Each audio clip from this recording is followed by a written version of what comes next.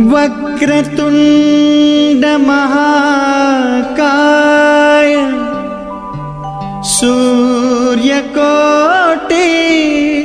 समप्रभ।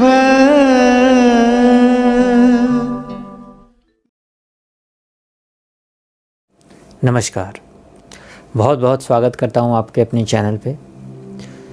तो आज हम लोग मई महीने के राशिफल के बारे में यहाँ पर जानकारी लेंगे, अलग अलग राशियों के बारे में। आज हमारा पूरा देश ही नहीं, पूरा विश्व बहुत बड़ी तकलीफ़ से गुजर रहा है। चारों तरफ कोरोना वायरस का से त्राही माम होकर पूरा विश्व त्राही त्राही कर रहा है। ऐसे में हम सभी के मन में ये सवाल है कि ये कब तक ख़त्म होगा और हमारे जीवन का अर्थ क्या होगा। जो छात्र कहीं फंसे हुए हैं, जो लोग कहीं और फंसे हुए हैं, मज़दूर भाई, बहुत से ऐसे कार्य के क्षेत्र के भी लोग हैं जो जहाँ गए हैं वहीं फंस गए हैं। ट्रैवल में जाने वाले लोग कहीं फंसे हुए हैं। ऐसे में सबके मन में एक इच्छा कि कब मुझे मेरे परिवार के दर्शन होंगे और कब मैं उन्हें अपनी आँखों से देखकर, उनके साथ बैठकर दो बातें करके अपने मन को शांति दे सकूँगा कि हाँ, सब कुछ ठीक है। ऐसे में, ऐसे काल में सब ये हर पल सोचते हैं कि कब मेरे माता पिता से मिलन होगा। कई ऐसे बच्चे हैं जो अपने माता पिता से दूर रहते हैं, काम के कारण हो, पढ़ाई के कारण हो। उधर माता पिता बेचैन हैं, इधर बच्चे बेचैन हैं कि उनके माता पिता ठीक हैं या नहीं। माता पिता को चिंता उनके बच्चे ठीक हैं कि नहीं। जब तक ऐसे में हम लोग एक दूसरे से मिल ना लें, एक दूसरे को अपनी आँखों से देखकर ये तसल्ली ना कर लें कि मेरे माता पिता या मेरे बच्चे ठीक हैं, तब तक मन को शांति नहीं हो सकती। कई ऐसे कपल भी हैं जो अलग अलग काम करते हैं, पति कहीं है, पत्नी कहीं है। कई प्रेम में लोग हैं जो जिनसे वो प्रेम करते हैं, इतने दिन उन्होंने एक दूसरे को ठीक से देखा नहीं। हो सकता है वीडियो कॉल में देख लें, पर साक्षात देखने का दर्शन नहीं हुआ। तो हमारे मन में ये बहुत आशंका चल रही है कि अब क्या होगा और कब तक हम लोग अपने परिवार से मिल पाएंगे। और साथ ही साथ ये जो विभिन्न समस्याएं चल रही है, साथ ही साथ लॉकडाउन के कारण इतनी जो प्रॉब्लम आके रखी है सभी की लाइफ में, धन से हो, रोजगार से हो, काम से हो, तो अब उसका क्या होगा। तो इसी के लिए मैं आप लोगों के सामने मई का राशिफल लेकर प्रस्तुत हुआ हूँ। तो चलिए स्टार्ट करते हैं आज का राशिफल।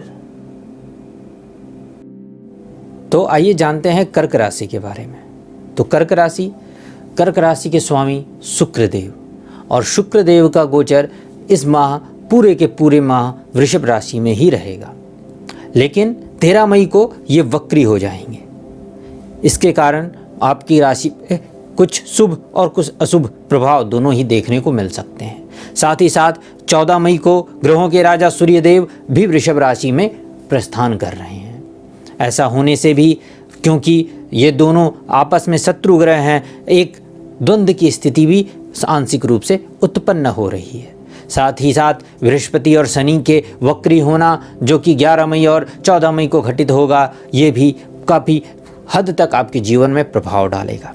क्योंकि बृहस्पति के मित्र मंगलदेव अपनी उच्च राशि मकर को छोड़कर कुंभ में जा रहे हैं। इसका प्रभाव भी कहीं ना कहीं आपके जीवन के कुछ उतार चढ़ाव को प्रदर्शित करेगा। तो आइए मुख्य रूप से आपकी राशि के बारे में जानते हैं। तो आपकी राशि में सबसे पहले हम लोग देखेंगे कि आपका व्यवसाय एवं आपका रोजगार और लाभ कैसा होगा। तो क्योंकि श्री शुक्र की राशि है और शुक्र वृषभ राशि में है, इसलिए यहाँ पर आपको जब तक वक्री स्थिति नहीं आती है तब तक विशेष व्यवसाय में लाभ प्रदान होगा।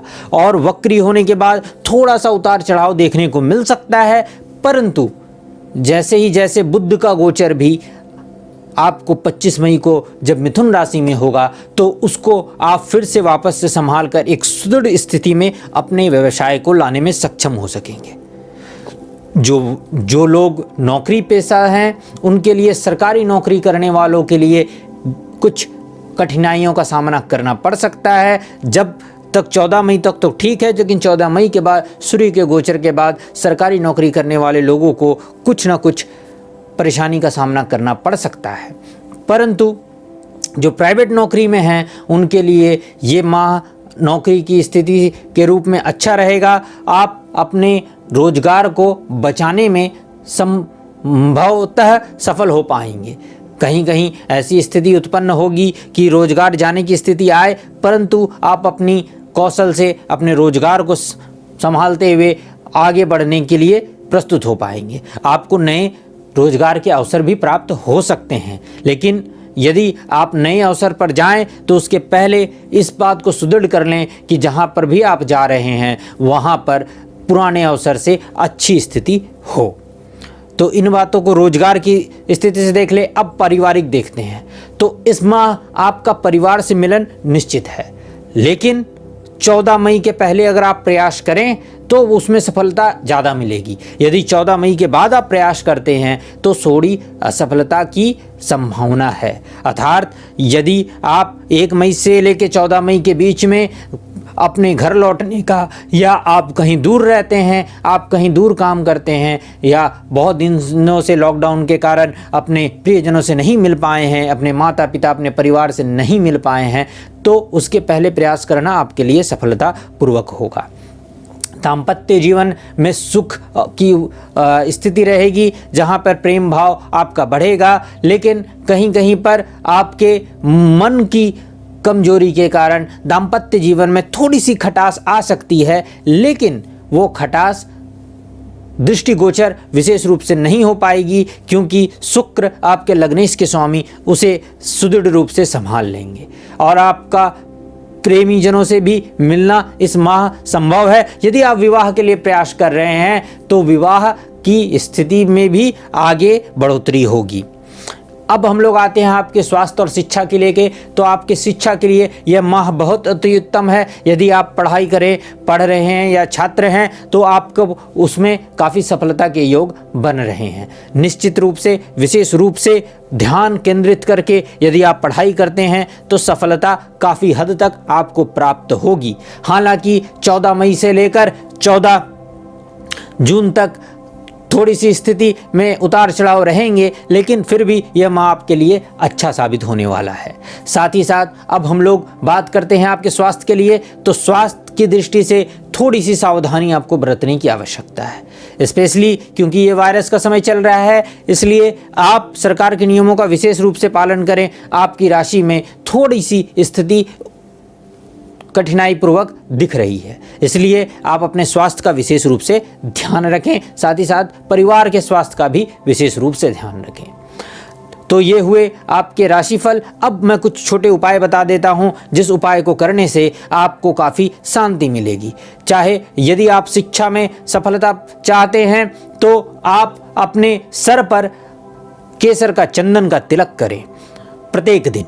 यदि आपके व्यवसाय में बाधा आ रही है या पारिवारिक जीवन में दिक्कत आ रही है तो आप जरूर प्रत्येक दिन गुलाब की अगरबत्ती का उपयोग करें। साथ ही साथ घी के दिए से प्रत्येक संध्या के समय घर पर प्रज्वलित करें। ऐसा करने से आपको बहुत लाभ होगा और माँ लक्ष्मी और माँ दुर्गा की पूजा करना विशेष लाभप्रद आपके लिए होगा। साथ ही साथ यदि बाधा उत्पन्न हो रही है तो गणेश जी को ध्रुवा चढ़ाना भी आपके लिए बहुत लाभप्रद होगा। तो बस इस वीडियो में आप लोगों के लिए इतना ही। आगे की वीडियो में फिर मिलता हूँ। घर पे रहें, स्वस्थ रहें। तब तक के लिए नमस्कार।